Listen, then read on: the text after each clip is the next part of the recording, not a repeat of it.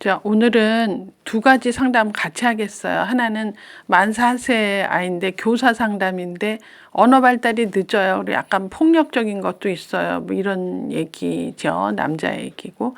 하나는 만 5세 남자인데 자기보다 어린 애들하고만 놀지 또래하고도 안 논다. 이제 이게 또 상담입니다. 그래서 이제 두 가지를 같이를 한번 해보면 이제 먼저면 만 4세가 교사 상담이 언어 발달이 늦어요. 좀 폭력적이에요.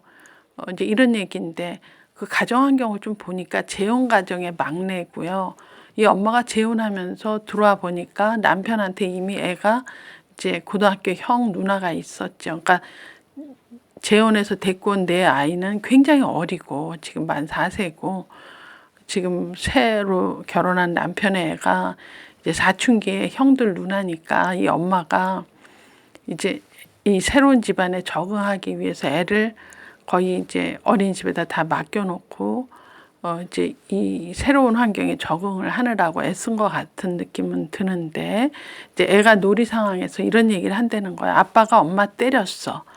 아빠가 엄마 발로 찼어. 이런 얘기를 해서 이제 교사가 물어보니까 저희 신랑이 애를 이뻐하다가도 이제 좀 엄격할 때는 좀 나도 때리고 우리 애도 때려요. 이런 얘기를 들으니까 선생님들은 이제 걱정이 되는 거지. 약간 폭력 집안의 재혼 가정인데 엄마한테는 파워가 없고 엄마는 지금 여기 사춘기 애들하고 적응하느라고 모든 시간을 거기에 투자하고 실제로 이 아이하고는 좀 상호작용을 덜 하는 거죠. 하루 종일 맡기고 늦게 찾아가고 뭐 이런 식인가 봐요. 그래서 이 아이의 말 늦은 거, 폭력적인 거는 내 생각에 첫 번째 돌봄 부족이라고 봐지고요. 그리고 이제 아빠가 폭력적이고 그 공격성이 그렇죠. 이제 언어 발달 지체에도 원인으로서 이유가 된다. 이제 이렇게 봐집니다. 그래서 엄마가 치명적으로 돌봄 부족이고 거의 하루 종일 맡기다시피 하고 잘 찾아오지도 않고 찾으러 가지도 않고 또 아빠의 학대가 간간히 있었다 하는 것은 이제 아이의 어떤 행동을 전부 설명해 줄 수 있다. 이렇게 생각을 하고 새아빠도 굉장히 사랑도 하지만 어떤 제압하는 권위로 제압하는 거가 높아서 이제 이렇게 체벌도 많이 한다 이렇게 봐지죠. 그러니까 이 아이는 이제 눌렸던 어떤 돌봄 부족이 이제 어린이집에 오면 폭력적으로 막 행동을 하고요. 이제 이런 것들이 일종의 교사의 관심을 받으면서 그 허한 허기를 채워지지 않느냐 이런 생각이 들고요. 예, 그래서 이게 좀 잘 나아지지 않는다면 이제 부모 교육과 이제 놀이 치료가 병행돼야 되지 않겠느냐 이런 생각을 해봐요. 그리고 한 케이스는 이제 또래가 만 5세가 친구하고는 안 놀고 어린아이하고만 논다. 이게 참 또 엄마 걱정이에요. 그래서 이런 아이 어떻게 해야 되나요? 도대체 왜 그러나요? 그런데 이런 상담은 저는 상당히 그렇게 걱정하지 않아도 되지 않나. 근데 저는 생각에 여기에 뭐라고 제가 써드렸냐면 어린아이랑 노는 애들은요. 어떤 심성이 생기냐면 일단 양보하고 배려해주고 애들이 자기보다 어리기 때문에 불편한 거 알아서 걔네 입맛에 맞게 해주려고 걔네 말에 경청하고 공감해주고 그 조그만 애지만 자기보다 조금 미약하다고 생각해서 뭘 잠깐 이렇게 도와주려고 하면 그런 리더십이 생겨요. 굉장히 좋은 거예요. 특성은.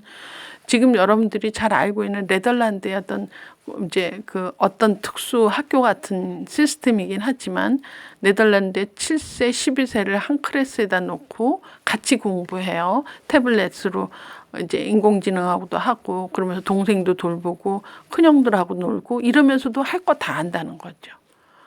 지금 세상이 이렇게 변하는데 이렇게 그냥 그 단세포적으로 우리 애는 왜 또래하고도 안 놀고 꼭 좀 한 살 아래 애들하고만 놀죠. 이렇게 생각하는 엄마는 엄마가 좀 생각이 바뀌어야 되지 않느냐 이런 생각을 하고 일반적으로 또래하고 노는 게 가장 편하죠. 왜냐하면 연령이 정신 연령이 비슷하니까. 근데 특별히 동생하고 잘 논다 이것도 난 대단한 특성이라고 생각해요. 그래서 이거 걱정하지 말고 애들하고 놀면서 배워지는 더 좋은 기능들이 더 많다 하는 거죠. 이렇게 양보하고 배려하고 이런 걸 만 5세가 그러기 쉽지 않아요. 근데 그렇게 해서 애들을 잘 리드하고 리더십도 생긴다. 그래서 저는 이제 루소가 예전에 얘기한 이제 소극 교육, 기다려주는 교육, 교육하지 않는 교육 그런 얘기 하는데 그 얘기보단 좀 기다려주는 교육이다. 애가 하질 때까지 기다려주는 그런 소극 교육이 훨씬 더 이제 학습의 효과가 더 있다 이렇게 보죠. 근데 지금 이런 얘기는 한국은 계속 그 연령에 맞게 적조를 잘 놀고 서로 상호작용하며 막 이렇게 그래서 그 적극 교육 적극적으로 또 영양 주는 교육 그래서 뭔가 이렇게 배워지는 교육 이런 거에 한국 엄마들은 굉장히 익숙해 있고 그게 전부라고 생각해요. 근데 아닐 수도 있다 하는 거죠. 제 생각은. 그래서 이런 소극 교육하는 기다리는 인내 교육 남하고 잘 어울리면서 공감하는 교육 이런 것도 상당히 중요한 교육이다. 그래서 오히려 이렇게 적극 교육하고 미리 배우고 하는 애들이 학습을 미리 포기하고 공부를 하면 진저리를 내고 이런 경우 실제로 상담에서 왕왕 봐요. 정말 너무 안타까운 일인데 그런 사람들 꽤 많이 봤어요.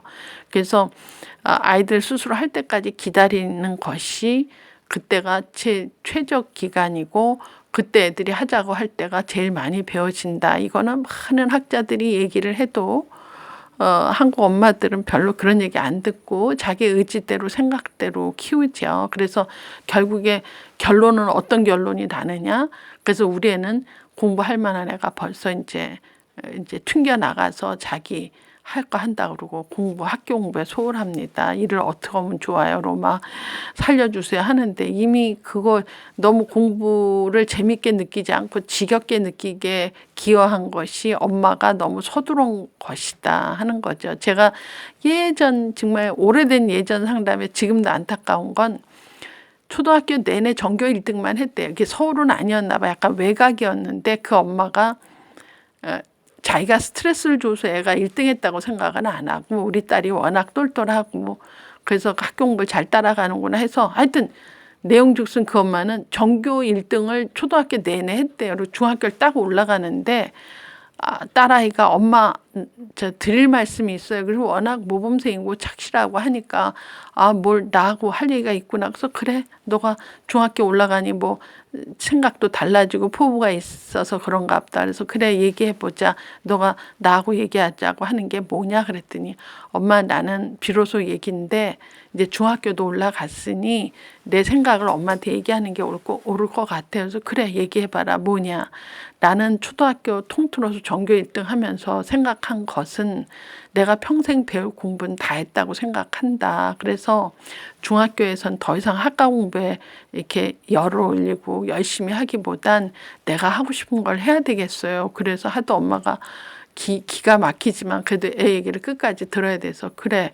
그래서 중학교에선 네가 뭘 하려고 그러니? 그래서 저는 이제 학과 공부하고 상관없는 요리에 이제 어떤 뭐가 되고 싶으니까 나를 요리 학원으로 보내주세요.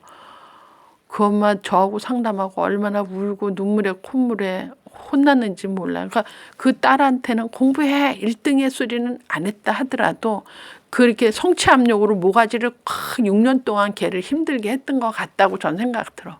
그래서 걔는 그 학과 공부 따라가고 하나도 안 틀려야 되고 막 전교 1등을 놓치면 안 되고 이런 스트레스가 너무나 정말 지배적이어서 중학교 올라가서 그거 연장을 한다고 생각하니까 너무나 힘들었던 거죠. 그래서 그 애는 엄마하고 그거를 타협을 하고 엄마가 그래 요리나 하세요. 그럴 줄 알고 이제 엄마하고 상의하고 싶다고 해서 그 얘기를 해서 그 엄마가 나하고 상의를 하면서 어떡하냐. 그래서 제가 그때 그랬어요. 당분간 학교 공부하고 상관없이 걔 좀 그동안 너무 엄마가 성취 압력으로 힘들게 한 거를 인정을 하신다면 걔가 나중에 대학 나와서 요리사 돼도 되니 지금 조금 걔 마음을 풀어주는 입장에서 그래 그럼 요리하고 싶은 게 뭐니? 그럼 요리학원 보내줄까? 이런 정도로 해서 조금 걔가 이제 학교 공부에 너무 스트레스 안 받게 하는 그런 분위기를 만들어 주실 필요가 있어요. 그랬더니 그 엄마는 그럼 공부를 못 따라가면 어떻게 해요? 이래서 이 엄마 많이 환자다 이런 생각했습니다. 그래서 이미 엄마가 알게 모르게 준 그 성취 압력으로 애가 저렇게까지 어떤 용단을 내리고 엄마하고 상의를 하는데 엄마는 아직도 학교 성적에 연연해하고 있더라고요. 그래서 저는 거기까지만 전문가 상담으로는 거기까지만 해주고 그 뒤는 어떻게 됐는지 모르는데 사실은 초등학교 내내 그 1등 스트레스도 이게 만만한 일은 아니다. 그래서 요 컬럼은 제가 갑자기 그것만 생각이 나서 얘기를 드렸지만 애가 밑에 애들하고 논다. 그래서 약간 바보 아니냐 생각하는 건 엄마가 생각이 바뀌셔야 된다. 그래서 오히려 양보, 배려, 경청, 공감, 리더십 이런 거가 훨씬 배워질 수 있는 좋은 찬스다. 그래서 우리 모든 엄마들이 적극 교육해서 애를 끌고 가려고 하지 말고 그저 이렇게 인내하는 교육, 그죠? 가르치지 않는 교육해서 소극 교육을 한다면 애들이 때 돼서 다 배워진다라고 하는 것을 믿었으면 좋겠죠.